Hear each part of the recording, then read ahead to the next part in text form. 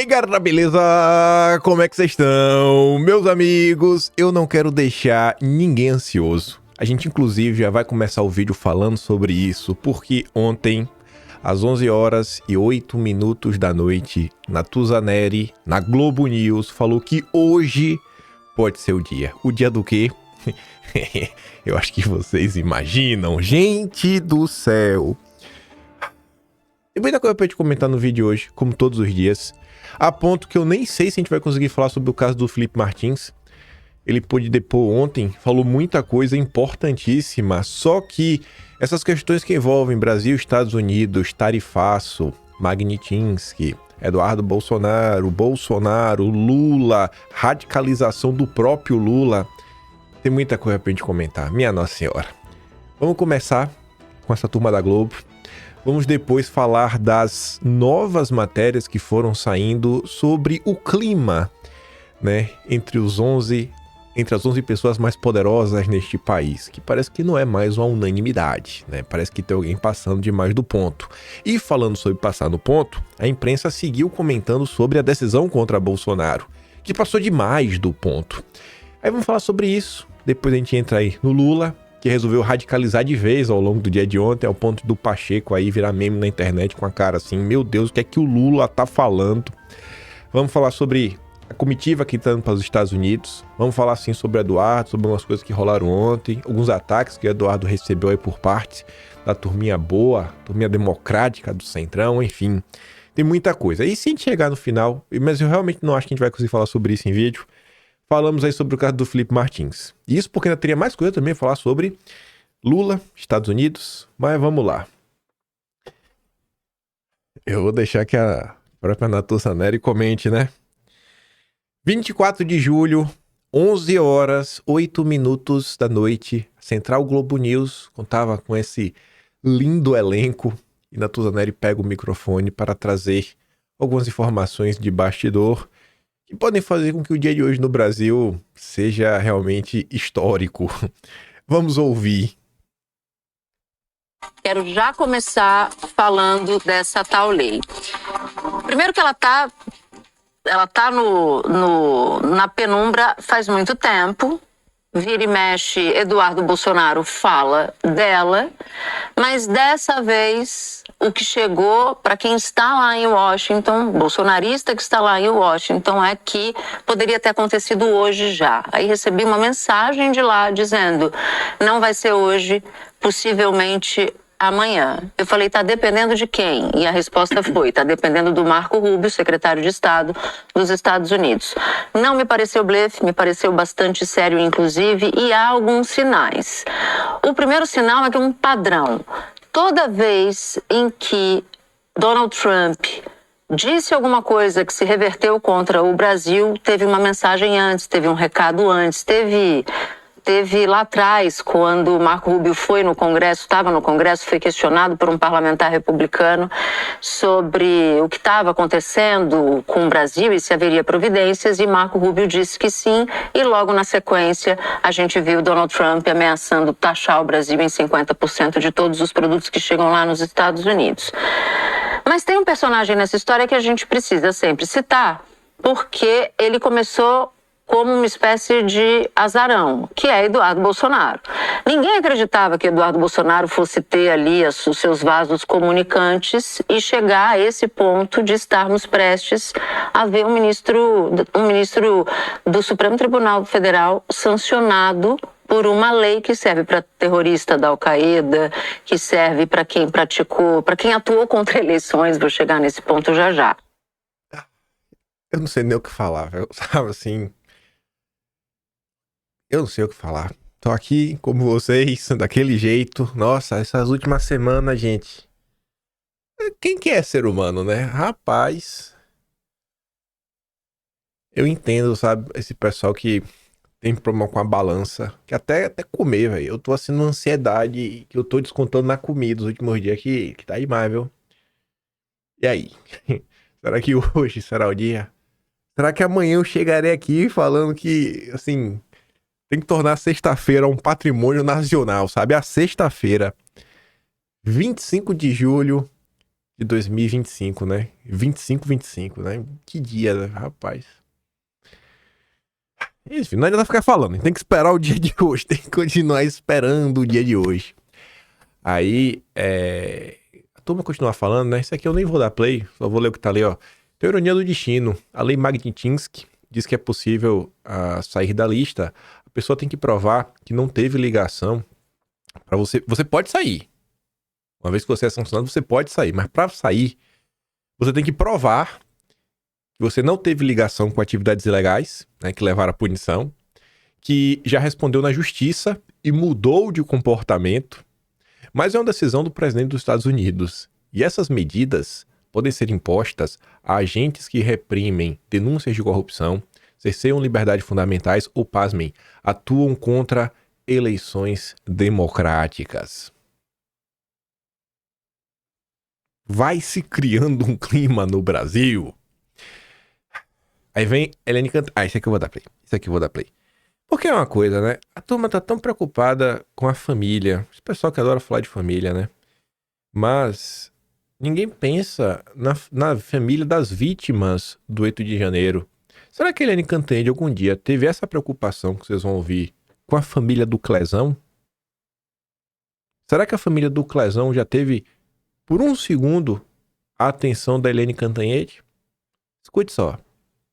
Porque só para encerrar o capítulo da Magnitsky, é um bastidor que é o seguinte: os ministros do Supremo estão conversando com Itamaraty, sabe por quê? Tem um dado cruel nesse processo todo, é que as sanções, por exemplo, suspensão de passaporte, de visto, de visto, não é comunicada oficialmente.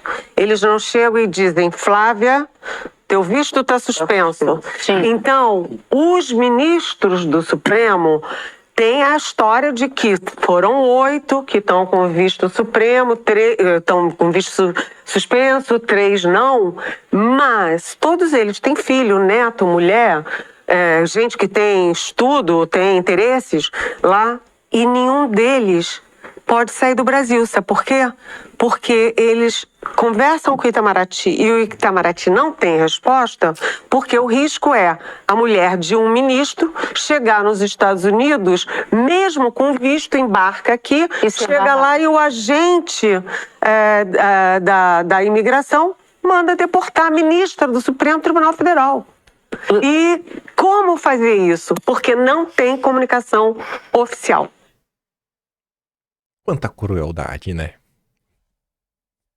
Eu tô emocionado, né? Ai, meu Deus. Me segura. Me laça e me traz de volta pra terra que eu tô flutuando. A doutora Zé falou, né, que normalmente vem um aviso prévio.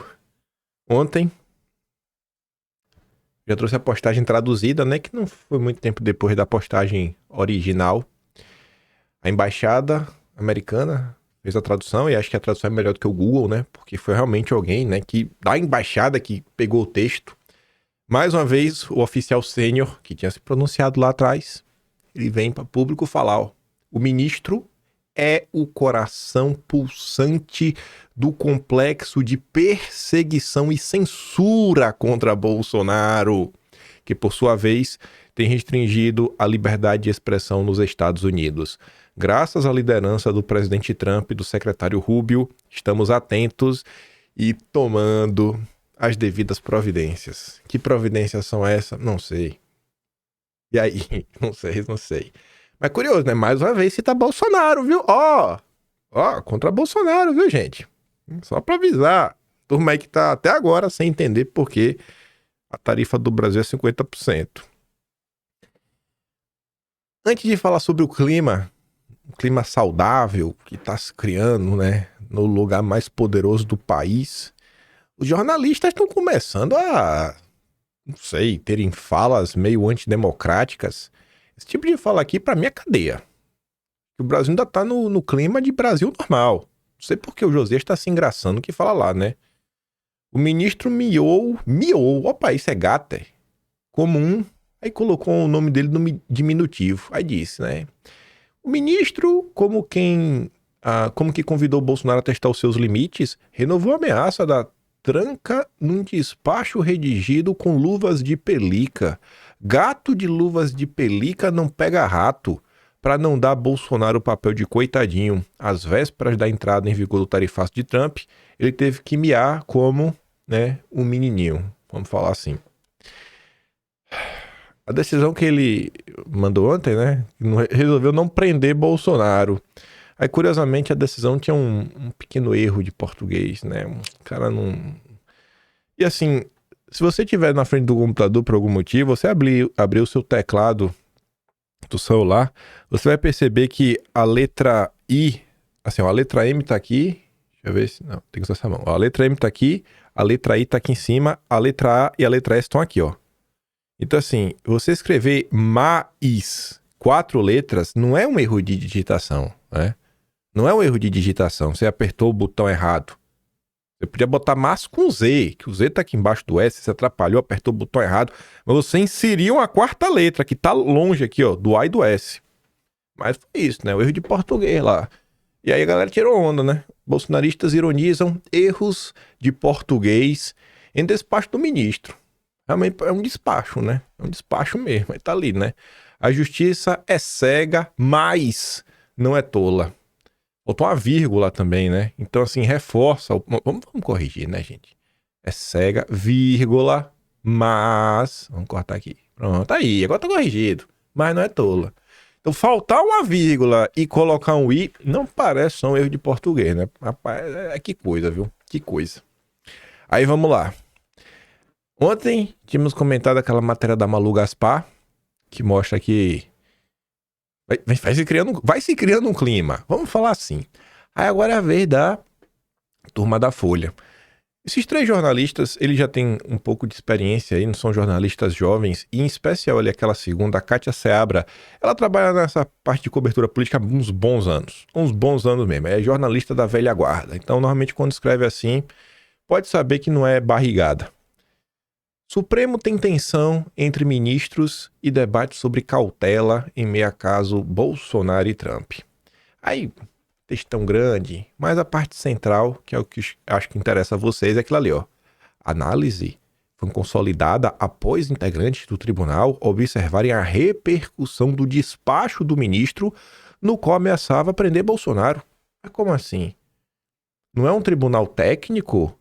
É um tribunal que se abala pela opinião pública? Cadê aquela história lá do tribunal contramajoritário, que muitas vezes tem que tomar decisões que desagradam a sociedade? Mas que coisa, viu? Eu fico sem entender. Políticos e empresários. 2 palavrinhas que parecem bobagem, mas obviamente não é. Sinalizaram ao Supremo que os impactos de uma prisão preventiva seriam negativos para o esforço diplomático de derrubar o tarifaço de 50% sobre os produtos brasileiros. E eu já me perguntei, né? Será que o Dedé entrou em campo para salvar a democracia brasileira? E por que o Dedé? Porque o Dedé conversou com o UOL agora no dia 7 e o Dedé contou que lá atrás, quando esses seres iluminados, né, de muita luz, resolveram pegar o dinheiro da Starlink para pagar, né, a multa do Twitter, o Dedé falou, ó, eu liguei pro ministro Gilmar Mendes. Então parece que quando a Faria Lima quer, quando o alto empresariado brasileiro quer, ele tem diálogo, ele consegue conversar. A dúvida que fica sobrando, né, é quem seriam os políticos. Foram o quê? Políticos do PT? Políticos do Centrão? Mas assim, vocês estão falando pra quê? Só pra não colocar mais fogo no país? Já que vocês têm tanta interlocução, por que vocês não falam pra gente resolver o problema? Porque é fácil de ler, né? Assim, Trump escreveu uma carta, depois deu alguns recados, depois foi uma segunda carta. E o ponto central, acho que é basicamente que o Brasil retorne a uma normalidade institucional, o que deveria ser padrão para qualquer país. Aí depois tá ali, ó. 5 ministros ouvidos pela Folha destacam que é preciso ter cautela diante de um cenário conturbado. Mas eles rechaçam, viu, gente? Que eles acham que a liberdade de Bolsonaro significa uma interferência do Trump. Tem nada a ver isso. Tem nada a ver isso não, viu? né? A gente rechaça, é só cautela, não tem nada a ver com Trump. As estratégias para pacificar a situação são as mais variadas. O ministro do Supremo chegou a sugerir um pacto de silêncio entre Bolsonaro e o tribunal. Jair, fique quieto, Jair, a gente vai ficar quieto também. Vamos falar um pacto de paz, para acalmar os ânimos. Mas eu acho que só quem tá com o ânimo alterado é o ministro, né? O Jair tá bem de boa. O Jair tá só apanhando. É aquele caso, se um lado parar de bater, o outro lado para de apanhar. Aí vem a Globo. Além da Malu Gaspar, agora, meia-noite, né? Já era hoje, já, 25. Ministros do Supremo debateram alerta a Bolsonaro e modulação sobre redes sociais antes de nova decisão. Os dias que antecederam a decisão do ministro, né, que manteve as restrições a Bolsonaro sem ordenar a prisão, foram marcados por uma série de conversas na corte sobre os impactos do novo despacho que seria publicado. A ala majoritária entende que a determinação serve como alerta. Qual é a ala majoritária? É a do PT, né? A ala 100% alinhada ao PT, os 8. Nas conversas reservadas, a maioria dos ministros considera adequada a fixação de medidas cautelares. Internamente, a questão que provocou o maior debate foi o alcance da proibição do uso de redes sociais até por terceiros. A conclusão geral, após a decisão tomada pelo ministro nesta quinta, é que estabelecer os limites do que pode ou não ser veiculado nas redes é uma tarefa complicada. Sim, mas e aí? Mas que a solução do ministro serve como alerta para o ex-presidente. Que solução? Não tem solução de nada. Papo furado, pai. Durante os últimos dias, os magistrados acompanharam de perto uma possível escalada em torno da possibilidade de prisão preventiva de Bolsonaro.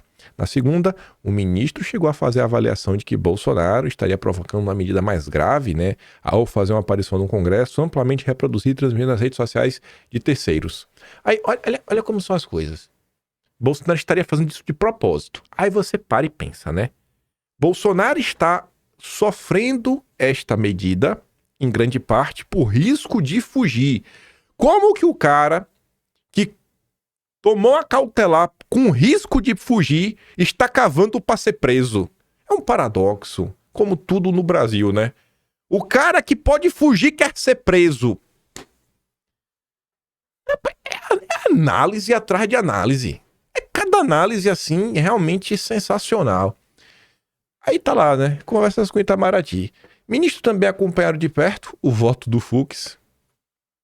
Ministros acompanharam de perto o voto do Fux. Mas como assim? O que é que tem de mais?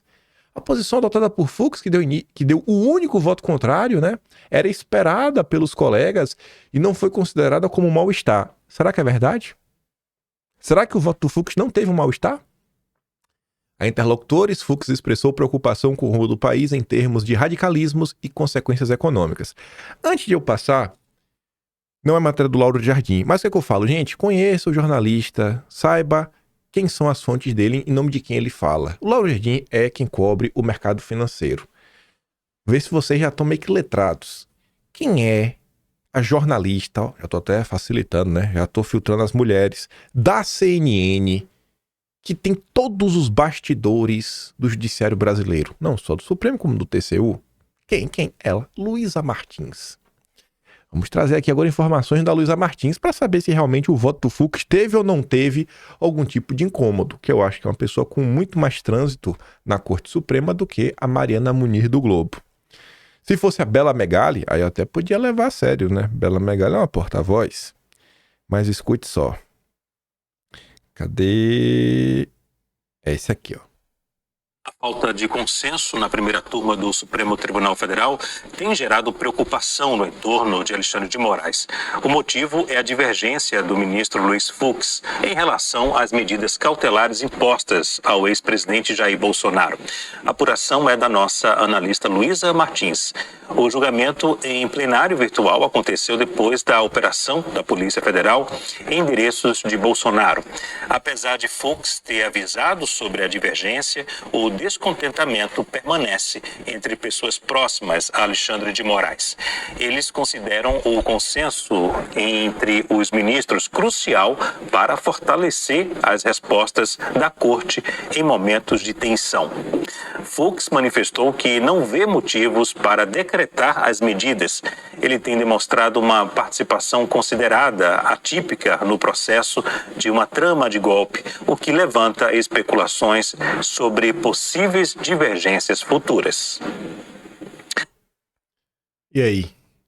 Eu acredito na Globo, que diz que nada aconteceu, ou eu prefiro acreditar na matéria de uma jornalista amplamente conhecida por ser porta-voz do judiciário, que inclusive está atacando o Fux? Qual das duas parece mais crível? Levando em consideração que o julgamento de Bolsonaro foi para a turma, por quê? Porque eles estavam em busca de unanimidade. Seria mais fácil na primeira turma. Lembra disso na época? E que um voto contrário não ia pegar bem, né? A gente tem que fazer o trabalho, né, de correção do jornalismo brasileiro, né? Separar fato de narrativa. Mas beleza. Ai, não para por aí, calma, que também temos aqui a Andresa Matais. Fui atrás de todas as informações possíveis sobre o clima, né, do poder mais poderosíssimo do Brasil. Aí tá ali. Vamos ver, né, Andresa Matais.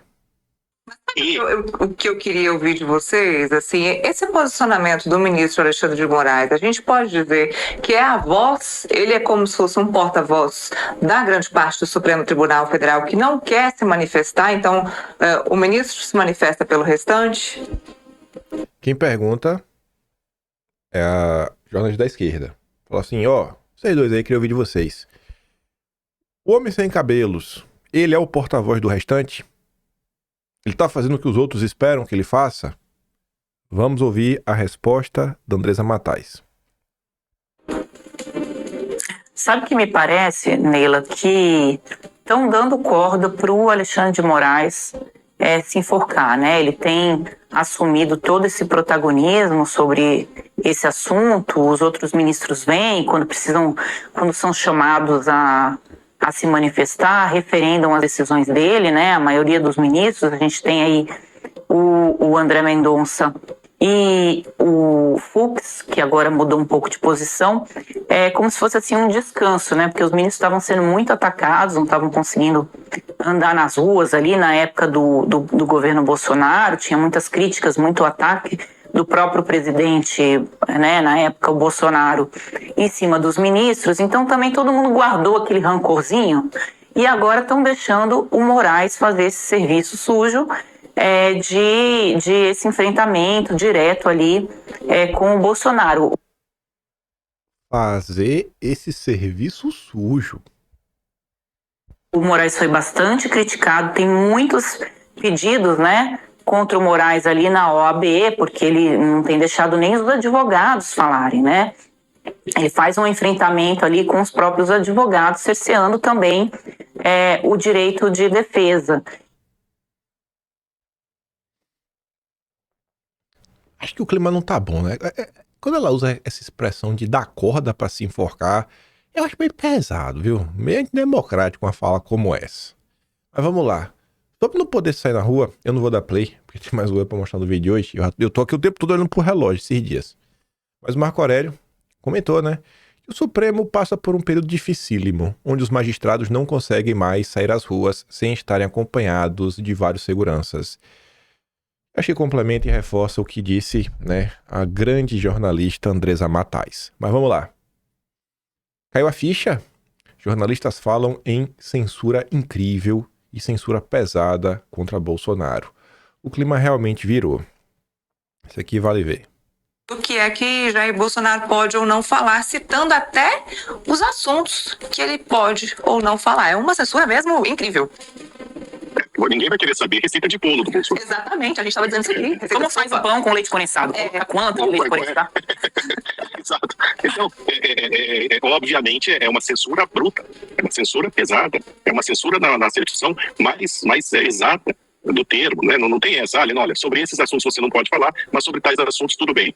Né? Não existe, isso é amordaçar, né? É uma mordaça completa. Olha, nada disso faz sentido num país democrático. Né? Então, assim, essa defesa da democracia é uma ironia. né? Você atentar contra preceitos democráticos para defender a democracia, desculpe, é uma piada de mau gosto, né? A democracia brasileira não me parece tão frágil assim que não possa sustentar ou suportar, certo, falas do Bolsonaro ou mesmo a militância digital bolsonarista, que não difere em nada da militância digital petista, que, aliás, foi quem criou, né, toda essa história de fake news, de atentado às reputações. Quer dizer, vamos deixar claro aqui, mais uma vez, quem inventou blog sujo, Mavis, né, foi o PT. Você vê como essa fala é importante. E por isso que o pessoal compartilha, né? Não é porque o Mário Sabino tá falando uma coisa interessante. A análise dele é meio óbvia. Não é igual a Andressa Matraes, que ali atrás traz um bastidor. É aquele recorte que só viraliza por quê? Porque finalmente a imprensa falou a verdade. Finalmente a imprensa descobriu que tem censura.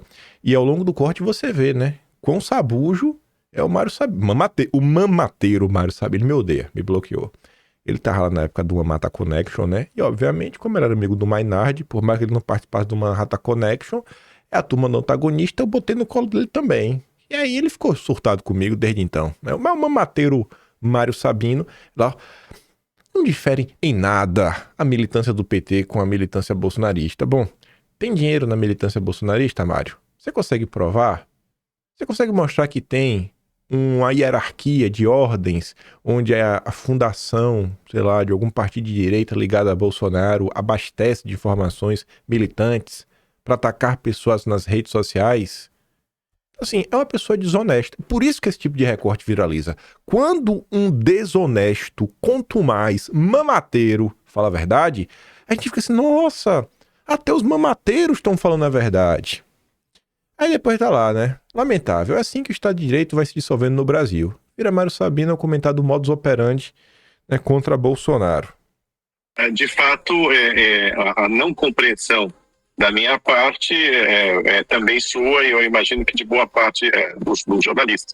Eu acho, Andresa, que quando você deixa as coisas confusas, não é porque você é confuso, é porque você quer a confusão, né? Ou seja, essa decisão sem muita clareza permitirá ao Alexandre de Moraes tomar qualquer atitude mais drástica em relação ao Bolsonaro, que vai ser motivo de apenas de interpretação dele, né? E ele continua. Esse vídeo tem 3 minutos. Já tem muito mais coisa pra gente falar em vídeo. Mas deu pra entender, né? Então, assim, a ficha caiu entre os mentirosos. A decisão de ontem basicamente diz assim, ó. Ai seu, viu, Bolsonaro, que seu filho compartilhe algo seu nas redes sociais dele. Tanto que tá ali, ó. Bolsonaro será preso caso Eduardo poste falas do pai na rede. A Eduardo diz, né? O ministro diz que meu pai pode dar entrevistas desde que não sejam instrumentalizadas por mim. Ou seja, ele está dizendo que se eu falar sobre a entrevista que meu pai der, ele lá prendê-lo por atos que eu pratiquei. É a tentativa tosca e desesperada de me censurar usando meu pai como refém. E como qualquer bandido na esquina, ameaça meu pai para tentar me calar. Aí ele cita lá países muito democráticos, né? E fala que o cara é um tirano covarde.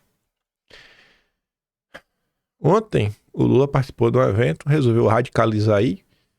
Curioso que nesse evento a turma do PT tava com bonel. Make Brasil Lula Again. Que seria tipo, faça o Brasil Lula de novo. Não faz nem sentido, né? Então assim, se o pessoal não sabe falar em português, não sabe escrever em português, muito menos em inglês. Então tá no padrão.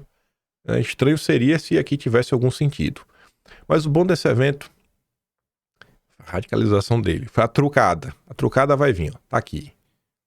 A cara do Pacheco, né? Diante da linda fala do Lula. Mas veja, vamos ver a primeira trucada, né? Que é rapidinho, depois a gente escuta o que diz aqui a Ana Cristina. Ó, olha a lenda.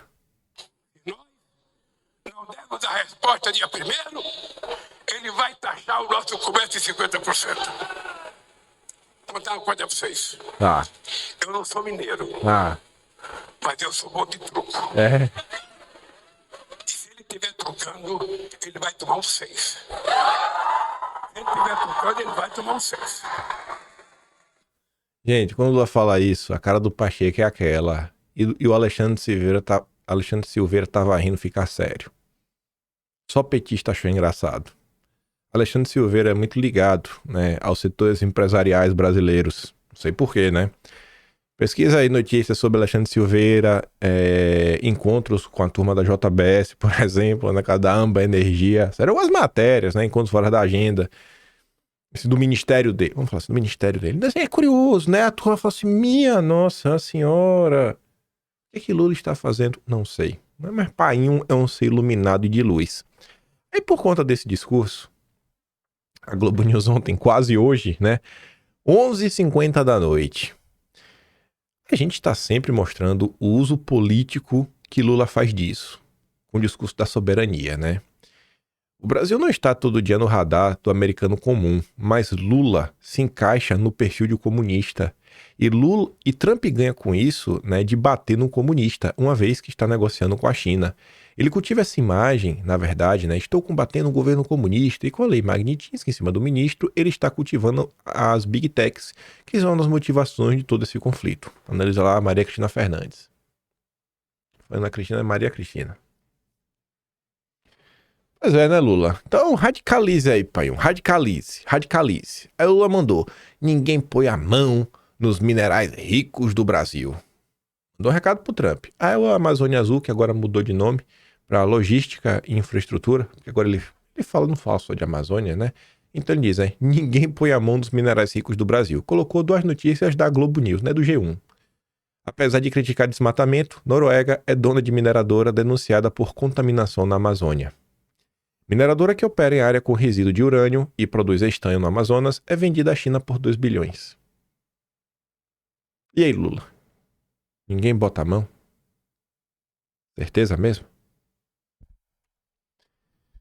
Retórica de boteco de Lula boicota trabalho sério de negociação dos Estados Unidos. Eu nem coloquei aqui no vídeo hoje. O editorial de hoje do Estadão é pedindo que, por favor, Lula, sente para negociar, sabe? Tem humildade, Lula. Pega o telefone e liga e vá resolver. Aí tá ali o Alckmin. Tivemos uma conversa com o secretário de Comércio dos Estados Unidos, Howard Lutnick. Foi uma conversa longa e importante, destacando o interesse do Brasil na negociação. O presidente Lula tem orientado para a negociação não ter contaminação política nem ideológica. Só trucadas, né? Vou entrar com 6. Eu nem sei jogar truco, mas o pessoal falou que agora o Trump pode enfiar o 12. Não sei o que é isso. O que eu sei é que o Paulo Figueiredo fala o seguinte, né? Este post envelhecerá mal, mais rápido do que vocês imaginam. Dia 6, né? Dia 1º faltam 6 dias.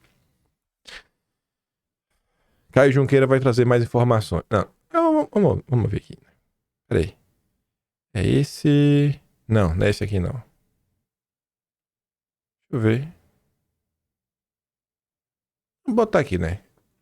Via judicial nos Estados Unidos com tarifaço perde força. De uma negociação comercial se impor. E você nos traz a informação de que a via judicial contra o tarifaço, via judicial a ser colocada lá nos Estados Unidos, estaria perdendo força.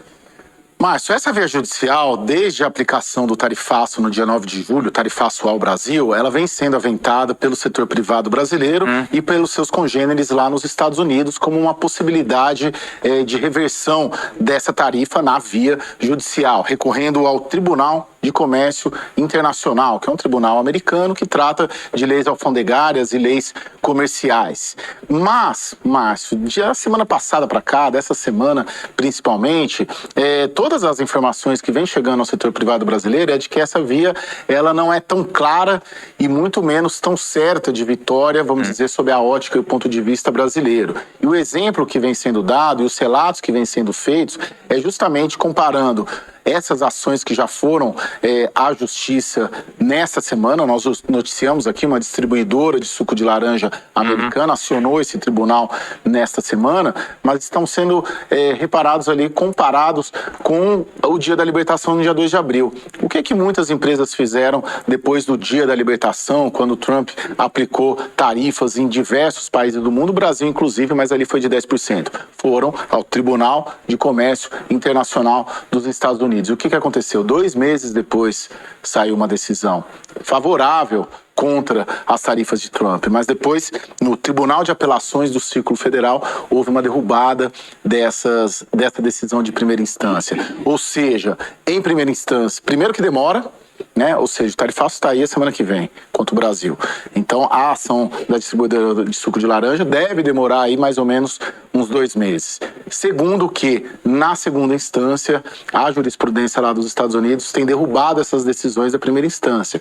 Ou seja, é um caminho que não leva, vamos dizer, a vitória do ponto de vista do Brasil. Ou seja, por isso que o caminho é a negociação, Estado-Estado. Se quer, o setor privado também tem mandato para fazer essas negociações. Essa via judicial, pelo que eu senti nos contatos ali com os empresários, vem perdendo força porque, quanto ao dia da libertação, ela não se viabilizou.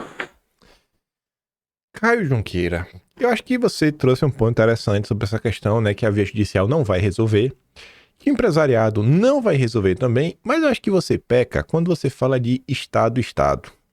Eu acho que o caminho para quem quer resolver se chama fritador de hambúrguer. O nosso amado fritador de hambúrguer, nosso chapista, Eduardo Bolsonaro, tá deixando claro que ele tá disponível, que ele estende a mão. Ele já falou mais de uma vez, ele coloca quem quer que seja para sentar aí na mesa. Vai sair diretamente com o Marco Rubio, Casa Branca, para resolver o problema. Agora, o sistema tem que estar disposto, né, a voltar à normalidade institucional. Quão difícil é isso, velho? Até quando vão ficar tapando o sol com a peneira? Essa daqui que é boa. Esse aqui não tem como não dar play. Que a turma vai falar alguns bastidores da comitiva de senadores que vão pra lá, né? Essa comitiva da grande Tereza Cristina com astronauta, você vê, né, o empenho dessa gente pra não resolver nada. A Tsuka até diz, né, peraí, a comitiva de senadores que vai aos Estados Unidos recebeu orientações de Mauro Vieira? Tereza Cristina, você está a serviço do PT? Agora, pasmem, um dos alertas que a comitiva com orientações de Mauro Vieira irá alegar é que o Brasil pode cair no colo da China, né? Até parece aí que a galera vai cair nesse engodo. Nesta quarta, o ministro das Relações Exteriores, Mauro Vieira, orientou os senadores que vão aos Estados Unidos na semana que vem.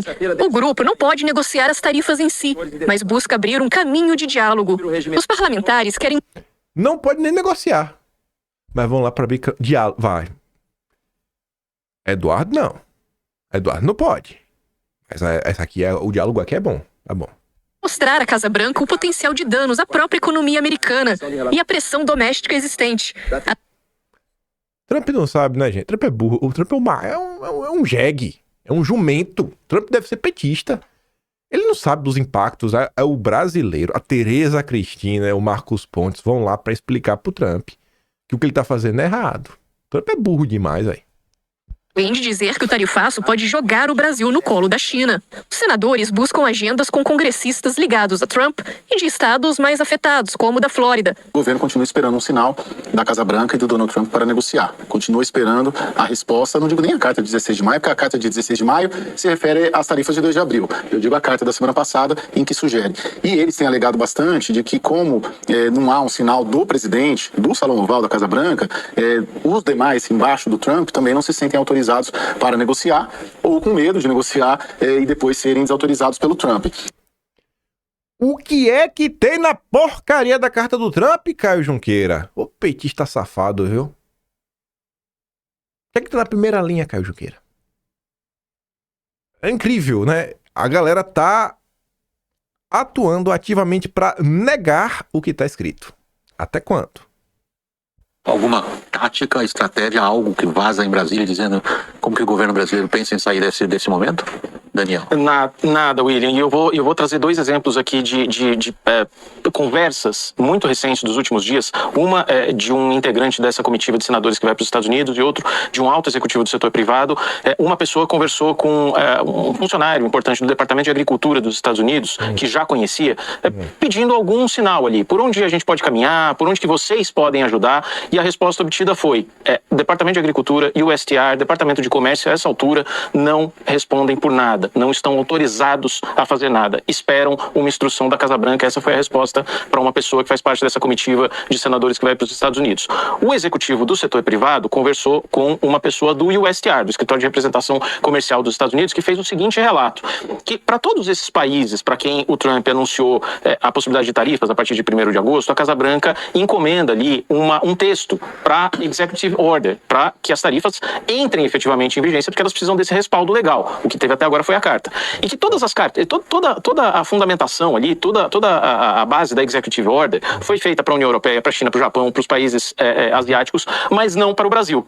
Numa leitura positiva, seria, puxa, porque o Brasil não vai receber tarifas, mas a impressão que fica é a leitura negativa. Não tem nem o que fazer a fundamentação técnica, porque já está decidido pela Casa Branca. É muito ruim. Por que será a miséria? O Brasil ganhou uma carta diferente das demais. Uma carta inédita. Vou mostrar um negócio pra vocês aqui, ó. Pega aqui, ó. Ver, parar. Tô começando a organizar já o Atlas, né, desse mês.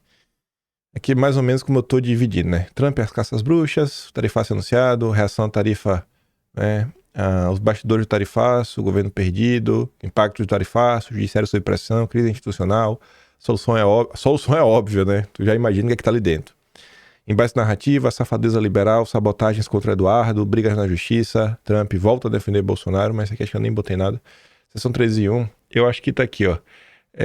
O tarifaço é anunciado. Deixa eu ver se é aqui que tá o Guga Chakra. Ó. Guga Chakra diz que carta dos Estados Unidos enviada ao Brasil é inédita. Aos outros países estavam focadas em questões comerciais. A citação na primeira frase do maior líder opositor do Brasil, o ex-presidente Jair Bolsonaro, questionando a justiça brasileira, isso é completamente inédito em relação à postura de Trump nessa questão das tarifas. Dificulta muito as negociações daqui para frente. Até quando vão negar o que está no papel? Paulo Freire destruiu a mente de vocês?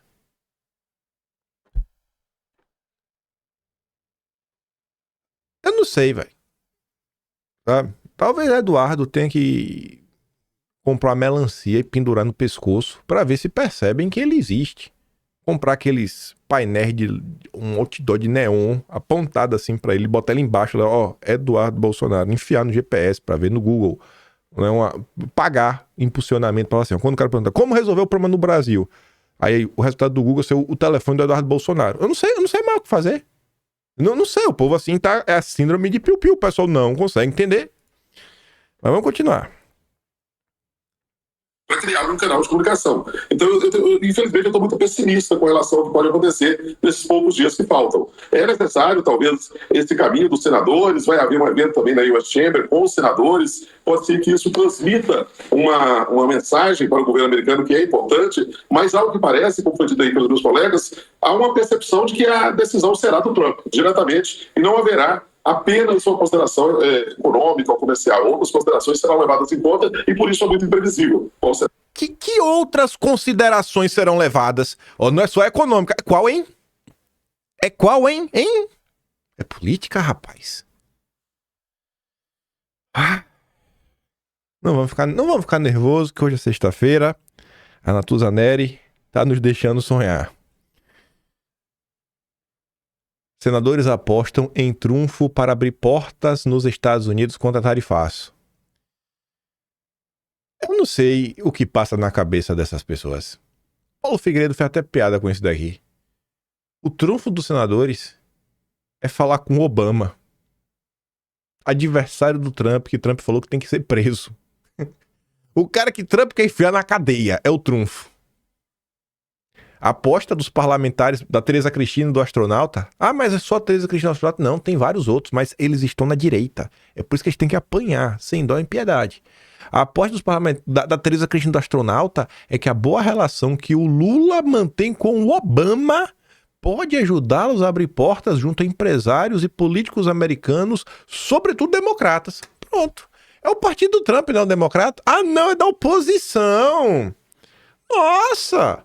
Vai pedir pra oposição, que é minoria nas duas casas, não tem um executivo pra resolver. Ah, Eduardo Bolsonaro. Botar uma foto grande aqui, né? Ver se o povo enxerga. A porta estava aberta, como o Senado desperdiçou o único acesso real à Casa Branca. Agradeça. Você aí do agronegócio, agradeça. Paulo Junqueira, o senhor que tá chateado comigo porque eu falei a verdade? Deve vir de me preocupar, Paulo Junqueira. Veja do agro me preocupar, Paulo Junqueira. Você que é do agro, fale do Eduardo. Você é um nome que o Brasil inteiro escuta. Se você, Paulo Junqueira, realmente gosta do Jair, e eu não tô, e se eu estiver mentindo, né? Pra você provar que eu sou um mentiroso, você que vai até vídeo. O vídeo é fácil. Eu quero ver você entrar em campo e falar, galera, Tereza Cristina, cobre a Tereza Cristina, Paulo Junqueira. Mostre que você é o brabo, vá. Cobre a Tereza Cristina pra trás do Eduardo Bolsonaro e o astronauta. Até porque eu sou de São Paulo, né? O astronauta se elegeu pro São Paulo.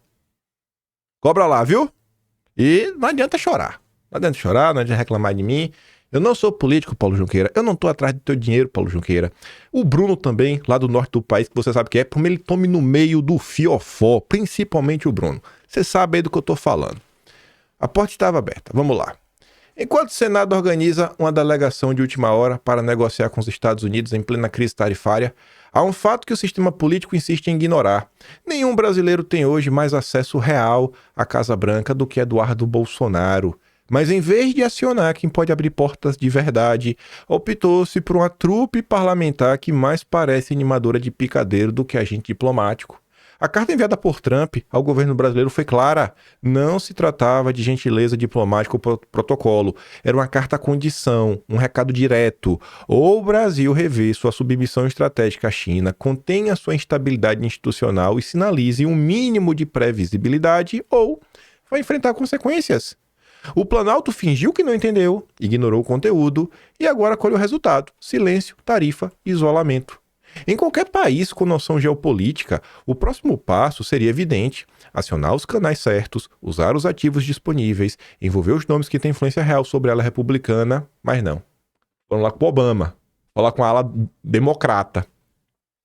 O Senado preferiu montar uma comitiva teatral, composta por figuras que não têm qualquer peso junto ao Partido Republicano, mas que adoram posar para fotos e discursar em busca de likes. Se há algo que não falta nessa operação é vaidade.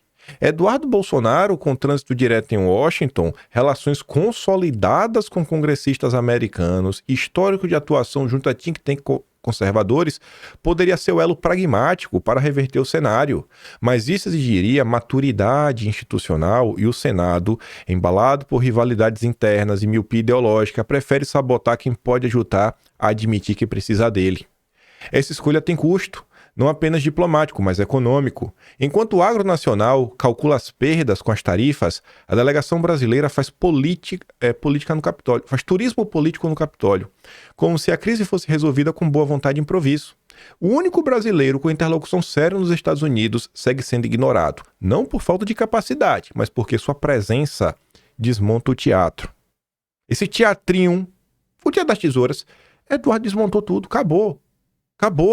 Eduardo, no máximo, se não quiser usar o termo teatro, então Eduardo jogou uma lona para oficializar que é um circo. No fim, o problema não é falta de acesso, o problema é político. O Senado insiste em representar um Brasil fictício, em que fórmulas institucionais superam relações reais. E nesse jogo, quem perde não é vaidade parlamentar. É o produtor que exporta, o setor que emprega e o país que finge não saber onde está a porta certa, mesmo quando ela já estava escancarada. Aí você vê, né? As estripulias, né? Essa pirracinha dessas pessoas. É preciso diálogo, não retaliação, diz a Firjan sobre tarifaço que pode gerar perda de 830 milhões de reais ao Rio de Janeiro. Pois é, né? Já ligaram para Eduardo? Já cobraram que o Brasil volte a ter um mínimo de normalidade institucional? Ceticismo sobre negociação tarifária com os Estados Unidos penaliza a Bolsa e DI, mas câmbio escapa, né? A Bolsa já está sendo impactada. O mercado já começou a reagir à crise institucional. Não é sobre tarifas nem sobre ruído externo. O que pesa agora é o vácuo político interno. A diplomacia perdeu relevância, a comitiva de senadores foi ignorada e o Congresso continua travado exatamente onde a articulação deveria estar acontecendo. Sem avanço na pauta da anistia, qualquer sinal de distensão institucional se desfaz. O risco, antes tratado como detalhe, agora ocupa o centro da mesa. E quanto mais o sistema insiste em simular a normalidade, mais frágil se torna a ilusão de estabilidade. Importadores dos Estados Unidos já suspendem embarques de ferro-gusa, matéria-prima de aço do Brasil. Até quando vão ficar de piadinha? Até quando vão ficar de piadinha, né? Fica aí, piada, né? Eduardo, fiador de hambúrguer, né? Eduardo, sabe de nada, beleza. Produtores consideram deixar laranjas a apodrecer no pé por causa de tarifas. Por quê? Porque o preço para colher nem compensa. O que muitos não compreendem é o seguinte: quando o custo para colher e transportar laranja se torna maior do que o valor de venda devido à queda nos preços provocados pelo excesso de oferta interna, né, amplificada por tarifas de exportação, o produtor pode optar por não colher. Essa decisão, embora pareça drástica, é legítima do ponto de vista econômico, pois colher significaria ampliar o prejuízo devido ao custo logístico do Brasil ser enorme. Liga para Eduardo, pô. Vale a pena prestar atenção nisso daqui. Movimento em comum. Em 75 minutos, 6,6 bilhões de reais foram negociados na Bolsa antes do tarifaço. Eu acho que isso aqui tem uma coisa a ver com o Eduardo? E eu acho que não tem nada a ver com o Eduardo. Pode até tentar jogar isso aí no meio, mas eu acho que o foco disso daqui é um recado. É um recado. Recados democráticos. BTG do Dedé, BGC e Tulet intermediaram 6,6 bilhões em contratos antes das tarifas dos Estados Unidos. Aí veja o que o Renato disse. Até parece, quando você vê uma notícia como essa, né, que o sistema já está criando contramedidas para que parte da Faria Lima não reaja. É melhor você ficar quieto, viu? Fica quietinho aí. Apoia a democracia, porque temos uma investigação aqui, viu? Viu, Dedé? Aparentemente o Dedé esqueceu que ficou uns dias em Bangu e que o sistema, antes de ruir, vai tentar arrastar o máximo de pessoas junto com ele. Viu, Dedé? O sistema não tem amigos. Você é útil ou inútil. Isso aí pode muito bem virar pretexto para colocar banqueiro graúdo na roda, né? Dentro daqueles inquéritos. E ninguém vai levantar a voz para te defender, não. Ó, se um banqueiro entrar no inquérito, mas eu vou fazer a festa. Aí eu vou ficar, assim, eu vou ter que defender o ministro. Porque, banqueiro tem que tomar. Pra gente falar um pouco sobre Eduardo, enquanto muita gente bate no Eduardo, poucos estão ao lado dele. Marcos Polon é um dos que tá com o Eduardo. Até mostrou a lei, né? Acho que é cerveja esse negócio aí. Caracu. O pessoal que tá criticando o Eduardo, ou é por covardia, ou só pensa em eleições, né? Ou abstinência de acordo com o Caracu. Ou tudo isso junto. É gente que não presta, sabe, Paulo? Não leva a sério essa gente, não. Quem acompanhou as coisas, né? Olha, eu vou fazer aqui a minha previsão. Que, gente, isso não significa que vai virar inimigo. Não significa que vai virar inimigo. Mas você pode deixar isso de você fica refletindo. Eu acho que vai chegar algum momento que vai ter realmente assim, uma cisão do Tarcísio com setores mais conservadores do bolsonarismo. Eu acho que vai chegar esse momento. O Bolsonaro continuará indo lá, sempre que for a São Paulo, continuará ficando no Bandeirantes, vai manter uma boa relação, vai apoiar, vai ter apoio também, vai ter uma contrapartida. Mas a gente caminha para esse cenário. Posso estar errado? Posso, mas... Enfim, né? Vejo coisas, escuto coisas. E por mais que você viu que semana passada, né? Teve um certo acomodamento desse embate e muito mais, como você escuta, inclusive a explicação, né? O pessoal estava muito mais preocupado em tirar do foco da imprensa, né, as notícias em torno das confusões entre Tarcísio e Eduardo e falar mais das tarifas, sanções e tudo mais. Só que coisa segue acontecendo, né? E você vê que o clima não tá baixando tanto. Ontem o Guto Zacarias do MBL, né? Ontem não. Anteontem ele resolveu atacar abertamente Bolsonaro, igualar Bolsonaro a Lula e o ministro. Falar que os três são iguais. E aí o Gildi disse, 100% alinhado ao Eduardo, fala assim, né? O vice-líder do governador Tarcísio está mentindo mais uma vez sobre Bolsonaro aqui nas redes sociais. Ele sempre defendeu que Lula e Bolsonaro deveriam ser presos numa mesma cela. Aí você pode falar, aí Eduardo fala, vou ler o que Eduardo disse. Porque o Tarcísio mantém como vice-líder uma pessoa do MBL, um grupo que defende a minha prisão, a prisão de meu pai, a prisão de jornalistas exilados, gente que ficou anos sem ver os filhos como Alan dos Santos. Aí você pode se perguntar, Eduardo, por que você não resolve no privado? Foi o Tarcísio que ligou para Eduardo? Foi o Eduardo que ligou para o Tarcísio? Ou foi o Paulo Figueiredo que tentou intermediar? Às vezes, as coisas estão num ponto que... Aquela coisa, né? Bolsonaro pode até falar, Eduardo, vai lá, mas... Aquela coisa, né?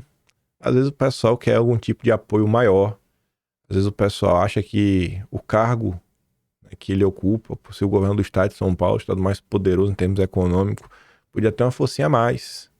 Você vê essas confusões em torno do Eduardo, por exemplo, nomear Eduardo para ser secretário, para não perder, né, o passaporte diplomático, continuar sendo deputado. Os governadores poderiam fazer, já poderiam ter feito, né, antes de sair na imprensa. Tem governador de direito pelo Brasil, tem o Jorginho Melo, tem o Tarcísio, tem o Caiado, tem o Zema, tem o Cláudio Castro, mas... Enfim, né, eu vou dar aqui só o início aqui do... Nem vou dar play aqui no início, depois se tu quiser tu ver lá esse vídeo, eu nem vou dar pau aqui pra turma da MBL. Aí, já virou notícia na imprensa, e olhem a reação. Eduardo ignora apelos, escala aposta e ataca senadores e Tarcísio. Ataca. Tudo é ataque. Tudo é ataque. Tem algum ataque aqui? Ele tá xingando alguém? Ou ele só tá questionando? Isso aqui, gente, de boa. Obviamente, isso aqui é uma crítica, né? Isso aqui parece um ataque pra vocês? Um ataque. Ao agir assim, contrariou setores pragmáticos da oposição. Quem são, gente, os setores pragmáticos da oposição a Lula? Ciro Nogueira, Rueda, Marcos Pereira. Os setores pragmáticos, o centrão democrático. Quem que entrou em campo para rebater o Eduardo e declarar apoio ao Tarcísio? O fã número 1 do Dedé, Ciro Nogueira. O presidente do PP diz que Tarcísio tem estatura para ser presidente após críticas de Eduardo Bolsonaro. Aí tá ali, né? Ciro Nogueira defende Tarcísio após críticas de Eduardo. Para quem quiser ver o comentário do Ciro Nogueira, esse aqui, ó. Vai chegar um dia de termos um presidente com a estatura de Bolsonaro ou Tarcísio, enquanto Lula só lacra e pensa em como tirar proveito eleitoral da crise com os Estados Unidos. Tarcísio prova que seu compromisso é com a seriedade e com a solução. Acho que a solução passa pelo Eduardo, viu, Ciro? E outras coisas, mas tudo bem. A Renato comenta, né? Transformar uma crise institucional em desafio administrativo pode parecer uma saída elegante, mas revela algo mais profundo. A recusa dos caciques partidários em enfrentar o que realmente está em jogo. A erosão das garantias constitucionais, a instabilidade jurídica e a censura como método não se resolvem com linhas de crédito nem com discursos sobre eficiência.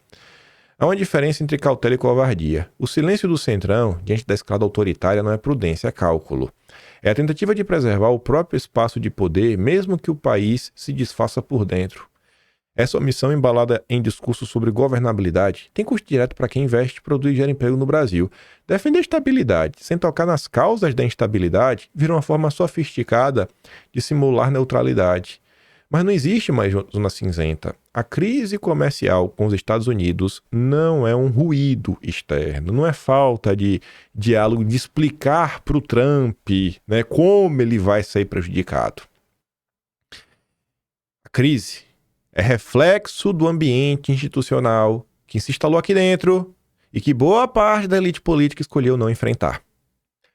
O setor produtivo não precisa de propaganda, precisa de segurança jurídica, previsibilidade e respeito a contratos. E nenhuma dessas garantias sobrevive em um país onde a Constituição virou sugestão e a oposição virou alvo. O cacicado que sempre operou nos bastidores agora se apresenta como fiador da democracia, mas não move uma vírgula para conter um regime que avança sobre tudo aquilo que diz proteger. No fim, o problema não é a ausência de soluções, é a ausência de quem esteja disposto a bancá-las. Ciro Nogueira, Arthur Lira, Marcos Pereira e Rueda Esses políticos que ainda dependem de Bolsonaro em uma eleição sonham com um dia em que vão eleger um candidato que seja, por exemplo, o Tarcísio, para que possam ir deixando o bolsonarismo de lado. Descolar do Bozo sem perder o apoio dos apoiadores do Bozo. São discípulos do Deltan Dallagnol.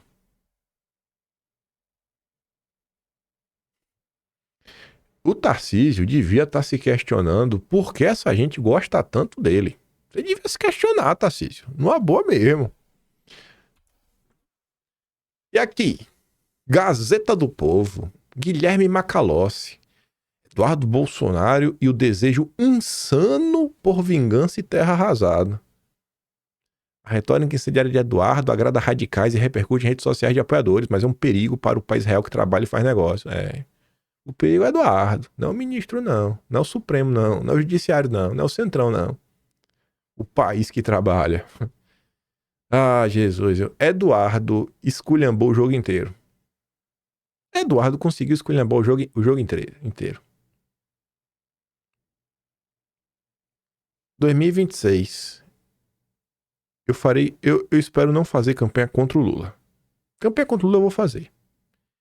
Fazer campanha pró alguém, só o Jair ou o Eduardo. Me perdoe o que for, o Jair pode apontar o dedo, vou votar, Jair. Pode ser, fazer campanha contra o Lula, mas campanha a favor, não vou.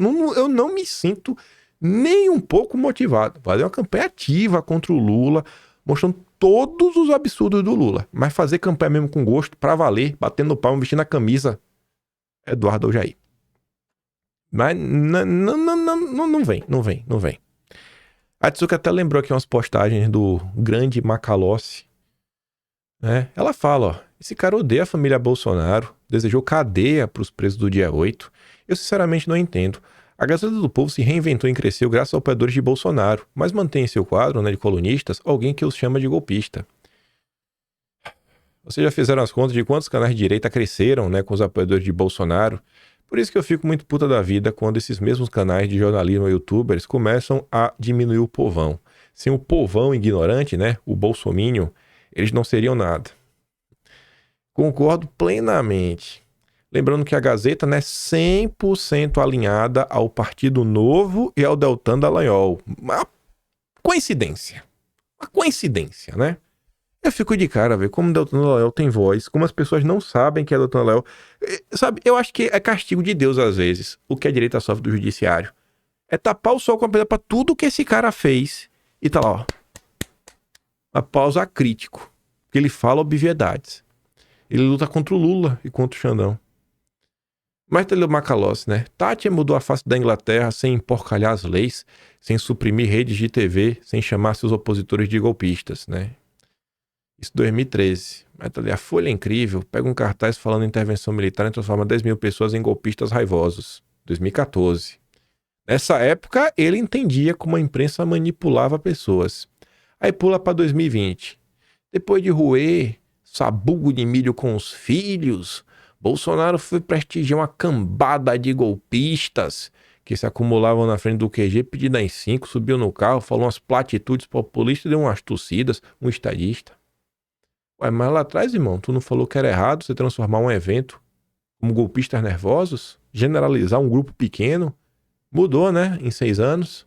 Contra Bolsonaro vale tudo. O voto já é auditável. As manifestações de hoje são golpistas. Bolsonaristas derrotados, mas ainda são golpistas. Tentam dobrar o resultado. Aí vai lá, né? Esse 8 de janeiro entra para a história como um dia da infâmia. Um ataque inédito à nossa democracia. O que se vê em Brasília é um crime assombroso cultivado com incitações, omissões e dinheiro ao longo dos anos. Todos esses golpistas precisam de cadeia. Se o PL de fato era um núcleo de atividades golpistas, tem de ter o seu registro cassado. Uma oposição séria estaria tentando emplacar uma anistia, não estaria, né, tentando emplacar uma anistia para golpistas, e sim uma CPI para o INSS.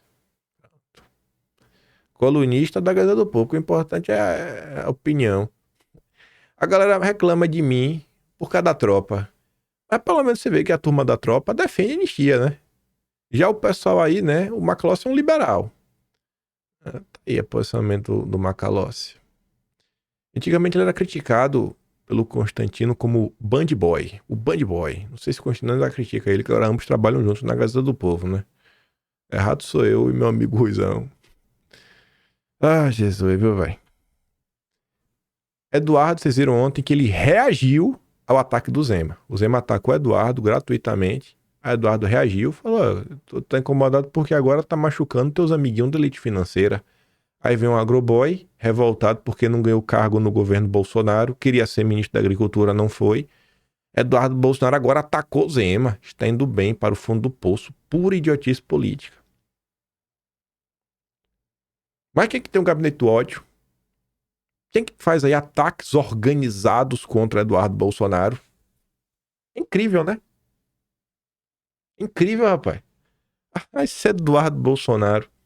Aí tu vai olhar, né? Nossos amigos liberais. Leandro Narlock. O golpe de mestre da comunicação política agora seria o seguinte. Tarcísio vai aos Estados Unidos conversar com Trump. Em coletiva, o governador anuncia que Trump vai rever o aumento de tarifas ao Brasil. Tarcísio daria uma escanteada em Lula e começaria a agir com o poder de presidente mesmo sem ser eleito. Aí eu ver um perfil fala o óbvio, né? Golpe de mestre da comunicação política agora seria o seguinte. Fazer o que tá na carta do Trump, né? Tipo, anistia. Restaurar a liberdade. Então liga lá pra Eduardo, pô. Os liberais odeiam Eduardo, odeiam a família Bolsonaro. O Cron fala, né? Dizer o óbvio para os liberais é cansativo. Aí vem o irmão do Pedro Cerise. Tudo aponta para Tarcísio. O acirramento entre Trump e Lula Supremo pode levar um desfecho interessante. É evidente, até mesmo para setores de esquerda, que a última eleição contou com a atuação parcial, né, da corte, né, contra Bolsonaro. Não se trata aqui das urnas, mas de um processo eleitoral cheio de abusos e desequilibrado. Aí diz, né, depois segue lá falando um monte de coisa para falar no seguinte, né. Nesse contexto, Tarcísio não só se credencia como adversário viável contra Lula, como também transita bem entre o Supremo e o Congresso. Olha, irmão, no ponto que as coisas estão, eu quero um cara que seja intragável pelo Supremo, sabe? Eu não quero um cara que transite bem, me perdoa. Aí o Vilemil comenta, né? Na tentativa quase desesperada de obter apoio por Tarcísio, Marcelo Cerise, não confunda com seu irmão Pedro, admite que o sistema, em 22, estava viciado e a corte foi parcial. A pergunta que fica, todos os liberais sempre souberam disso e fecharam os olhos? Se sabia disso, pô, por que não falou isso em 2022, durante as eleições? Por que o mercado financeiro não abriu a boca na época? E para falar sobre isso, não disse que ficou faltando nesses últimos dias?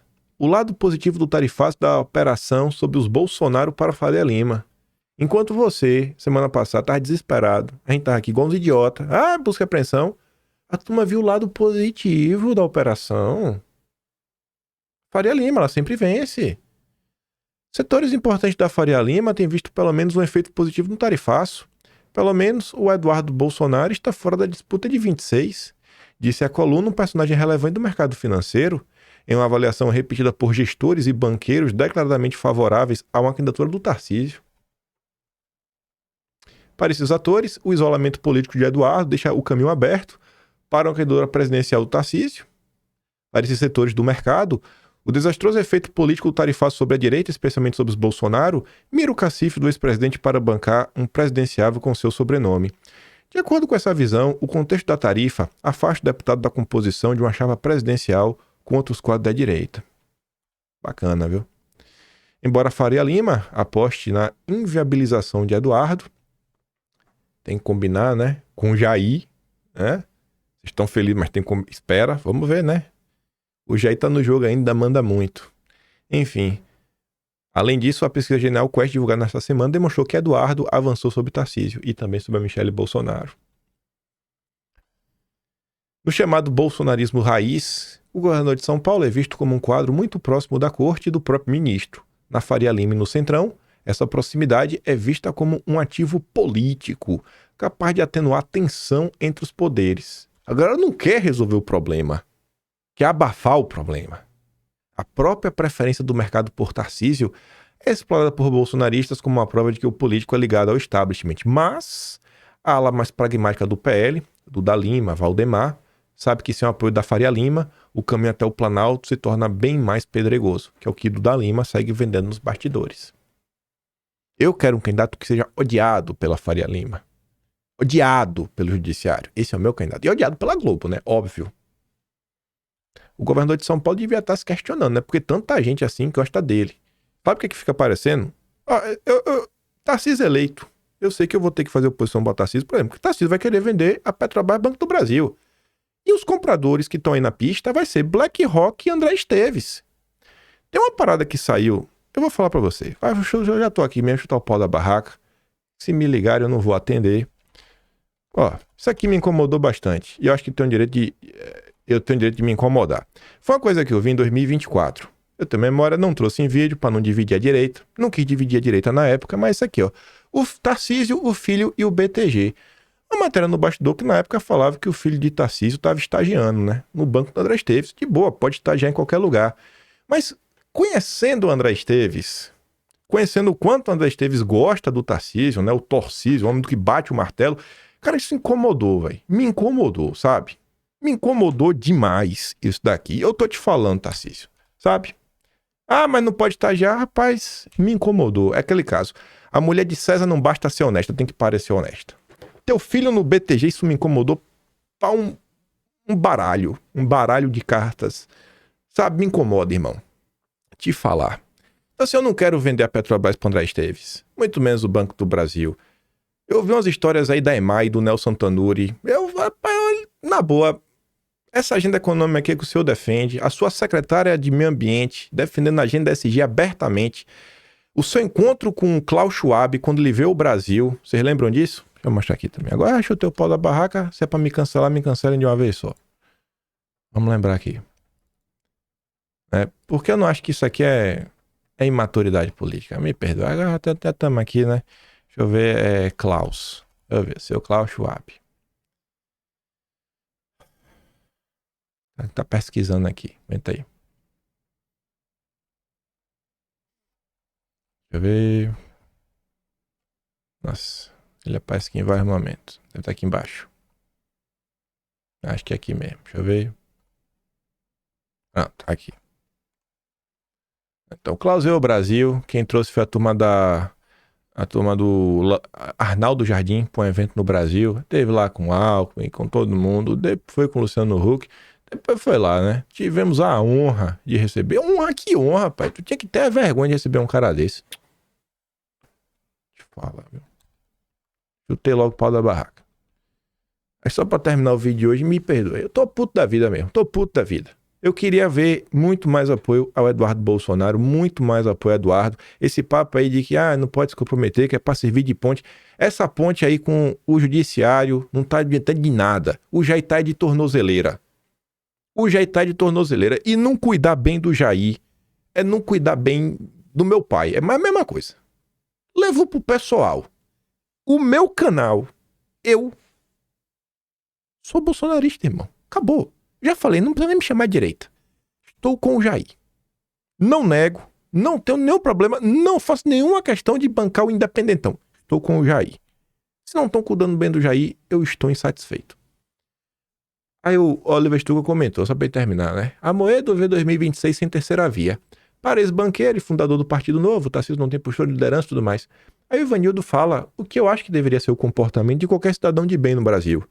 Lembrando que a terceira via é aquela que defende o ministro, que ele mude qualquer brasileiro em R$50 mil por dia por postar na rede social, mesmo sem ser parte de um processo ou ter cometido qualquer crime. Ele está se referindo ao que aconteceu na época do banimento do Twitter e uso de VPN.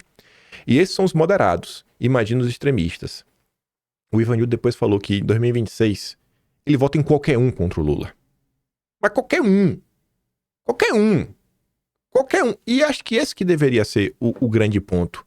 Mas não, a turma atua dia sim, dia... esqueci disso. Esse daqui é o exemplo do que eu falo pra vocês, que o antipetismo é um problema pra direita. Porque esse papo, mas antipetista, só atrapalha, cara. E tá longo, né? Mas me perdoa. Escuta isso aqui, velho. Olha o que não falar ao ser entrevistado. Eu não baixei essa porcaria não, foi de vídeo? Baixei, tá aqui, ó. Mas será que eu posso ainda falar que Caiado tá ligado ao bolsonarismo ou eu tenho que dizer mais ligado à ala conservadora? Então já compartilho com o senhor essa minha dúvida. Como é que eu lhe defino nessa linha do tempo, governador? Bem-vindo, obrigado pela presença. Bom dia, muito obrigado a você, Elisa, a Larissa e a Isabel. Prazer enorme poder conversar um pouco com vocês sobre esse momento delicado da vida nacional. Você pode me definir como tendo sido o primeiro homem no país, o primeiro político no país, que teve a coragem de enfrentar o PT e o Lula em 1986, quando ele criou o MST e eu criei o UDR. E de lá pra cá, eu venho demonstrando a incompetência e incapacidade de gestão, não só do Lula, mas também de todos que compõem a estrutura do PT. Sou o mais longevo adversário do PT no Brasil, na classe política brasileira. Governador, respondeu, não exatamente se ainda tá no bolsonarismo, mas também não vou insistir nessa estrada, vamos aqui. Mas a senhora também aí cotado para disputar a presidência pelo campo ali da direita, tem se movimentado nessa direção. Então eu já pergunto pro senhor, primeiro, se o senhor for disputar, o senhor quer o apoio do ex-presidente Jair Bolsonaro? E aí eu emendo, em relação ao tarifaço, qual é a sua avaliação a respeito do que está acontecendo neste momento, olhando para a atuação específica de Eduardo Bolsonaro nos Estados Unidos? Como que o senhor avalia a forma como ele está conduzindo essa articulação em solo americano e qual é o papel dele em tudo que está acontecendo aqui no Brasil? Bom dia para o senhor. Eu sou 100% contrário ao tarifaço. 100% contrário. Sabe? Tanto é que, tão logo soube a notícia, antecipei meu retorno de uma missão oficial que fazia no Japão. Imediatamente, aqui me preocupei em reunir com todos os meus secretários de governo, todos os empresários de todas as categorias, e também representantes de trabalhadores, para que nós pudéssemos também achar alternativas para minimizar essa crise que pode vir, não tendo competência por parte do governo federal e tendo o presidente Lula muito mais interessado em manter este processo num nível de acirramento político, muito mais de campanha eleitoral do que com uma postura de presidente da República preocupado com a economia do país. E se vocês notarem bem, vão ver exatamente que o presidente da República, ao invés de, como nós fizemos, governadores, chamar os empresários, seus secretários de governo, ele, ao invés de chamar o Haddad, chamar o planejamento, ele chamou o seu marqueteiro. Esse foi o homem que direcionou as ações do Lula. Certo? A preocupação dele foi com o país, não foi com a economia, não foi com as vagas de emprego, nada disso. A preocupação dele é de palanque para a campanha eleitoral de 2026. Ele hoje está comemorando. Isso aqui é a consciência. Quer dizer que a presença do Eduardo Bolsonaro supera a exploração do Itamaraty no primeiro momento? Mas não atrapalha? Por que quando perguntaram ao Lula, você vai tratar com o presidente Trump? Ele disse, não tenho nada a tratar com ele, não tenho nada a conversar com ele. Ora, veja bem, o presidente da República não pode pousar de defesa ali do seu... Aqui tá bom, né? Tudo que pergunta, o cara foge de responder. Não, mas porque eu sou o primeiro cara que combateu o Lula, eu sou anti-PT desde 1980... Sabe, meu Deus do céu, velho. Papo chato, sabe? Chato. Essa necessidade, sabe, de não ter a sua imagem associada ao bolsonarismo. Eu quero alguém que queira se associar ao bolsonarismo. Eu não quero alguém de direita antipetista, eu quero alguém associado ao bolsonarismo. Ponto final. Tá achando ruim? Tem a CNN, tem o Estadão, tem a Gazeta do Povo, tem diversos canais, tem o Deltan Dallagnol, tem a turma do Partido Novo, você apoia quem você quiser. Eu estou com Jair Messias Bolsonaro. E ponto final. Não adianta. Mas não adianta. Isso aqui a gente comenta depois que eu vou precisar de mais tempo. Mas tá aí. 1h17. Entendeu o que eu falei no início? Não sei nem se vou conseguir falar do Felipe Martins. E não consegui. Foi mal, Felipe, não é pra não. Vou mandar os vídeos do Felipe, tem uns recortes que eu fiz aqui pra comentar das falas dele. Mas no Atlas você vai estar, Felipe, tenha certeza disso. Não vou deixar a sua história passar batida no Brasil. Deixar separados os momentos certos, coisas que saíram na imprensa, coisas que saíram nas redes sociais que eu acho que são relevantes pra gente poder registrar. Conte comigo pra isso. Tava até dando play aqui sem querer que bateu o dedo. Não dá, gente. Me perdoe, velho. Eu tenho alguns momentos que eu tenho que falar assim algumas coisas, né? Que eu tenho que falar, velho. Eu me incomodo. Sou um brasileiro, como qualquer um outro. Tô vendo aí o maltrato com o Bolsonaro. O Bolsonaro tava ontem lá no culto. Sabe? Tipo assim, o Bolsonaro tava no culto. Aí Michelle lá fazendo discurso, ela fala assim, eu te amo, meu marido. Falando pra ela dessa. O cara desmonta, velho. Começa a chorar. Aí você acha que é o quê? Sinal de fraqueza, etc. Tudo mais. Cara, tu já pensou como é que não tá a vida desse cara? Gente, vocês acham que o Bolsonaro tá bem de saúde? Depois de 7 cirurgias, com 70 anos de idade, com toda essa pressão que o Bolsonaro vem sofrendo. Você acha normal, velho, o que tá acontecendo com esse cara? Você realmente acha normal? Se fosse o Lula, gente. Se fosse o Lula e o alvo e o governador fosse o Flávio Dino, o que é que o consórcio do Nordeste fez? Os governadores de esquerda montaram o consórcio Nordeste. Os caras conseguiram fazer frente ao governo federal. Olha o caos que eles causaram. Sabe? Você olha pra esquerda e vê como a galera atua. Olha pra direita, é o tempo todo arrumando justificativa porque eu não sou tão bolsonarista assim. Não, mas veja bem, não, porque eu preciso manter distância pra eu ser uma ponte de diálogo. Cara, não, velho. Não é assim não, pô. Não é assim que as coisas acontecem, não. Eu quero gente apoiando mesmo, dando a cara a tapa. Deixando claro de que lado está. Eu estou deste lado. Eu estou deste lado. Tem que ser igual casamento. Na alegria e na doença. A turma só quer colar no vê nós. Na hora de bater foto para eleição, na hora que Bolsonaro vai dar uma entrevista num podcast, quer estar perto, quer para aparecer, para ganhar uns likes junto. Não pode ser assim não, gente. Tá tudo errado. Tá tudo errado. Sabe? E quem age assim de forma oportunista, Deus tá vendo. Deus tá vendo e tenho certeza que vocês, cara, vocês não vão, velho. Vocês não vão colher bons frutos disso daí. A vida é justa e Deus é justo. Continue aí, sabe? Maltratando o Jair. O do Jair tá garantido. Esse homem aí vai chegar no céu, vai ter uma galera lá esperando ele. Pode ter certeza. Se o Jair não colher em vida, vai colher quando chegar no céu. Mas pode ter a mais absoluta certeza. Agora vocês aí que estão de oportunismo, vocês que botam o joelho no chão aí, peça perdão a Deus. Eu fico por aqui. Se gosta do meu trabalhinho, quiser um pouco mais, já sabe, né? Passar no canal, Tony Valeu, tem o Atlas, tudo mais. Vou mandar todos os que eu dei play lá no Atlas, no Telegram, link tá na descrição. Vou mandar os do Felipe Martins também. E qualquer coisa você fica chateado comigo hoje, vida que segue, né? É divergência, mas eu acho que você sabe que eu tenho boa intenção. Te vejo amanhã, aquele grande beijo e abraço, tamo juntos. Valeu, meus amigos. Fui.